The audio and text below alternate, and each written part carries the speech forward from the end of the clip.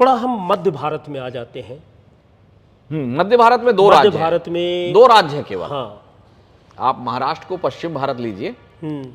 गुजरात, महाराष्ट्र, गोवा, राजस्थान, ये चार पश्चिम भारत है। बड़े स्टेट हैं ये। हाँ, मध्य भारत में केवल छत्तीसगढ़ और झारखंड, मध्य प्रदेश है, 40 सीट। मध्य प्रदेश और ये छत्तीसगढ़। तो ये दोनों स्टेट का, आप तो छत्तीसगढ़ से आपका पुराना, देखिए छत्तीसगढ़ आप भी बहुत अच्छे से जानते हैं, और आपका प्रदेश भी है मध्य प्रदेश, उससे अलग छत्तीसगढ़ में सोच ही नहीं सकते। हाँ, 11 में से 9 सीट थी पिछली बार। हाँ, 29 में से 28 थी मध्य प्रदेश में, 40 में से 37 सीट बीजेपी के पास थी। अब आपको क्या लगता है क्या इससे भी बढ़ जाएगा? ये तो आप बताएंगे, मैं तो आपसे वही कह रहा एक्सपर्ट व्यू लेने आया मैं हूं। वही कह रहा हूं कि इससे बढ़ना तब संभव है जब लहर है। ये तो ऑलरेडी लहर थी। अच्छा। अब आप इससे ऊपर कहां जाएंगे? 37 है। माने एक प्रोबेबिलिटी होती है कि इंदिरा गांधी के लहर में जब सब जगह बीजेपी हारी, तब भी बहसाना की सीट और मध्य प्रदेश में 1 सीट, 2 सीटें जीत गई। तो ये होता है कि आप भले एक तरफ से स्वीप कर रहे हो, कहीं से एक आइलैंड के रूप में कोई सीटें आप हार जाते हैं, तो 40 में 37 अगर ऑलरेडी जीते हुए हो तो फिर कितना बढ़ेगा और कितना घटेगा? यानी आप वहीं पर खड़ा रख रहे हैं। मैं बल्कि उल्टा बोल रहा हूं, छत्तीसगढ़ में 3 सीटें कांग्रेस के पास आने की चांस है अधिकतम। तो अगर 3 आई तो 1 बीजेपी को नुकसान लॉस हुआ और 1 फायदा हुआ उधर, है ना। मध्य प्रदेश में 8-9 ऐसी सीटें हैं जहां पे कड़ा मुकाबला है।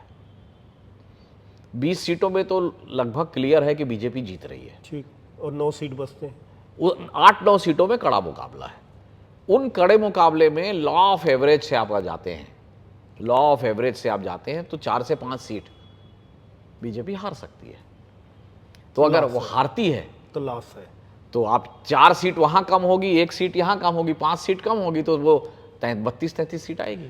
ये मध्य भारत क्षेत्र में ऐसी स्थिति क्यों बनती नजर आ रही है कि जो ये आरएसएस का भी बेल्ट है और बड़ा प्रभावशाली, एक तो यहाँ पे मेन कारण है कि दोनों जगह को मेन कारण है कि यहाँ पर मध्य प्रदेश में खासकर, और वो भी उसका असर राजस्थान में भी है, जो मुख्यमंत्री बदला है बीजेपी ने, वो नए मुख्यमंत्री का उतना प्रभाव नहीं है वहाँ। ना मोहन यादव का प्रभाव है वैसा, ना वहाँ पर भजनलाल शर्मा का प्रभाव है राजस्थान में। छत्तीसगढ़ में जरूर विष्णुदेव साय के कारण मुझे दिखता है और लगता है कि आदिवासियों का एक हिस्सा जो कांग्रेस को वोट करता रहा था, वो इस बार शायद बीजेपी की तरफ शिफ्ट हुआ है। और इसी कारण रायगढ़, कोरबा, सरगुजा, इन इलाकों में बम्पर वोटिंग हुई है, ट्राइबल इलाकों में। अगर ये होता है तो छत्तीसगढ़ में फिर आप 10 भी हो जाएगी बीजेपी, तो कोई बड़ी बात नहीं है इस वोटिंग परसेंटेज को देखते हुए। हाँ, लेकिन ये मुख्यमंत्री का इम्पैक्ट यहां पर मध्य प्रदेश में या राजस्थान में नहीं है, बल्कि मध्य प्रदेश में शिवराज सिंह चौहान और राजस्थान में वसुंधरा राजे सिंधिया एक डिस्टेंस स्पेक्टेटर, मतलब दूर से खड़े होकर देखने वाले पर्यवेक्षक जैसे दिखाई दिए हैं। तो उनकी टीम जो है या उनका जो नेटवर्क है, उन्होंने कितनी मेहनत की है ये कहना कठिन है।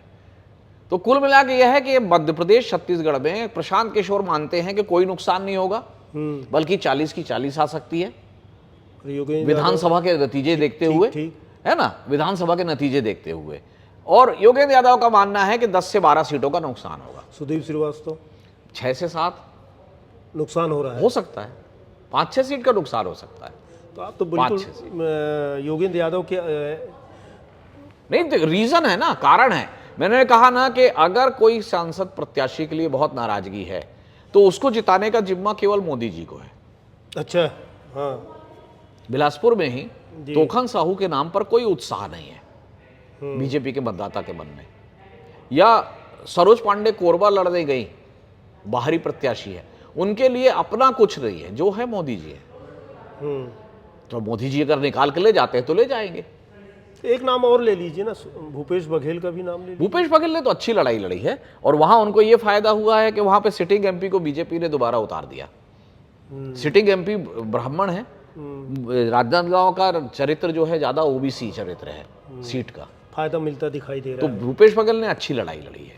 लेकिन कवर्धा का जो बेल्ट है वो पूरी तरह कम्युनल हो रखा था विधानसभा चुनाव में, हिंदू मुसलमान, उसको पार पाना उनके लिए चुनौती है।